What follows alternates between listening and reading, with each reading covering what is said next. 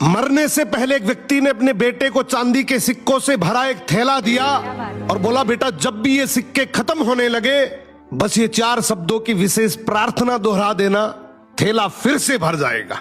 पिता ने बेटे के कान में वो 4 शब्द कहे और सदा के लिए आंखें मूंद ली। वो वर्षों तक उन सिक्कों को खर्च करता रहा। जीवन की चकाचौंध और ऐशो आराम में वो इतना डूब गया कि उसे उन 4 शब्दों की याद ही नहीं रही। उसे लगा कि ये खजाना कभी खत्म नहीं होगा, परंतु धीरे धीरे थैला खाली होने लगा। अब बेटे को घबराहट हुई। उसने याद करने की बहुत कोशिश की, पर वो शब्द उसके दिमाग से फिसल चुके थे। वो पागलों की तरह लोगों से पूछने लगा। पहले पड़ोसी से पूछता है कि ऐसी कोई प्रार्थना तुम जानते हो क्या जिसमें 4 शब्द हो? पड़ोसी बोला, हाँ मैं 4 शब्दों की प्रार्थना जानता हूं, ईश्वर मेरी मदद करो।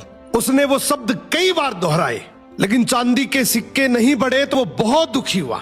फिर एक धर्मगुरु से मिला। उसने बताया कि ईश्वर तुम महान हो, मगर इसके दोहराने से भी थैला नहीं भरा। फिर वो एक नेता से मिला।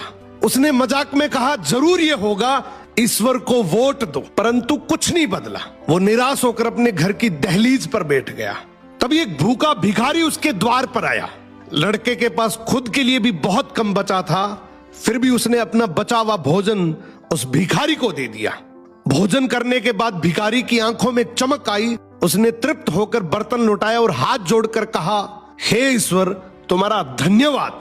लड़का चौंक उठा। उसने सोचा यही वो चिर परिचित शब्द थे। उसने दोहराना शुरू किया, हे ईश्वर तुम्हारा धन्यवाद। देखते ही देखते उसका थैला फिर से चांदी के सिक्कों से लबालब भर गया।